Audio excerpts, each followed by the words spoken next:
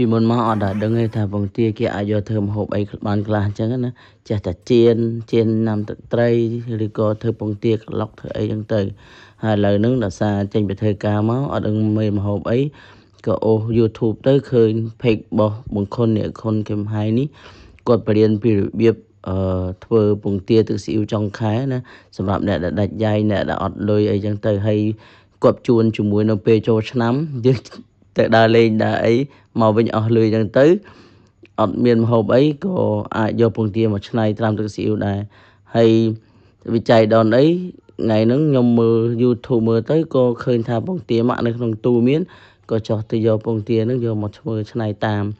ដំណាក់កាលដំបូងយើងដាំទឹកស្ងោរពងបន្ទាប់មកយើងមកធ្វើគ្រឿងហើយដំបូងគេផ្អស់យើងលីងល្ងយើងត្រូវលីងមួយទឹកលីងវារហូតដល់វាមានពណ៌ហើយវាឈ្ងុយបន្ទាប់មកទៀតយើងយកស្ករត្នោតយកមកងាស់ឲ្យឡើងជើងក្រងឲ្យវាមានពណ៌ដល់ពេលយើងងាស់វាឲ្យមានពណ៌ហើយយើងក៏ចាក់ទឹកស៊ីអ៊ីវចូលហើយបរិមាណទឹកស៊ីអ៊ីវយើងនៅលោកទៅតាមពងទាដែលយើងធ្វើអញ្ចឹងបើខ្ញុំដាក់2វែកបន្ទាប់មកយើងដាក់ស្ករយើងដាក់ប៊ីចេងហើយយើងដាក់រ៉ូឌីទៅតាមរសជាតិដែលយើងចង់បានណាបន្ទាប់មកយើងថែមទឹកនេះយើងអាចដាក់2វែកឬក៏3វែកឬក៏តាមបរិមាណដែលយើងចង់បានបន្ទាប់ពីរសជាតិដែលយើងចង់បានហើយយើងក៏ចាក់ចូលទៅក្នុងប្រអប់មួយទៅទុកឲ្យវាហៀងត្រជាក់បន្តិចបន្ទាប់មកយើងមកហាន់ខ្ទឹមសដើម្បីយកដាក់ក្នុងទឹកស៊ីអ៊ីវខ្ទឹមសហើយយើងហាន់ស្លឹកខ្ទឹមហើយនៅពេលដែលទឹកស៊ីអ៊ីវយើងរៀងត្រជាក់ហើយយើងក៏ដាក់ល្ងហើយដាក់ស្លឹកខ្ទឹមហើយដាក់ខ្ទឹមសនឹងចូលទៅបន្ទាប់មកទៀតយើងមកមើល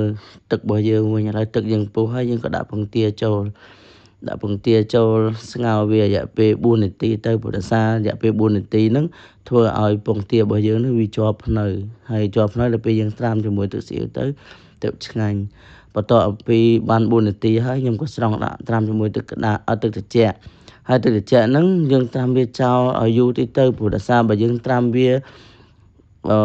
តិចពេកអញ្ចឹងយើងបកអត់បានទេអញ្ចឹងយើងត្រាំវាទុកទៅកន្លះម៉ោងឬក៏ជាងកន្លះម៉ោងទៅបន្ទាប់ពីបកពងទាហើយខ្ញុំក៏យកមកត្រាំហើយការត្រាំទឹកស៊ីអ៊ីវហ្នឹងយើងអាចត្រាំចាប់ពី6ម៉ោងឡើងហើយអាចនឹងលើសហ្នឹងក៏បានដែរហើយឥឡូវហ្នឹងវាថ្ងៃស្អែកមកខ្ញុំក៏យកមកស្រង់មើលដល់ពេលស្រង់មើលទៅមើលថាវារៀងស្ទើរពណ៌បន្តិចប៉ុន្តែបើរសជាតិវិញគឺឆ្ងាញ់ដូចដែលគាត់បានប្រាប់អញ្ចឹងហើយពងទា4នាទីគឺជាប់ភ្នៅបែបហ្នឹងអញ្ចឹងយើងក៏យកមកសាកមើលថាវាមានរសជាតិឆ្ងាញ់អែមបាយបាយ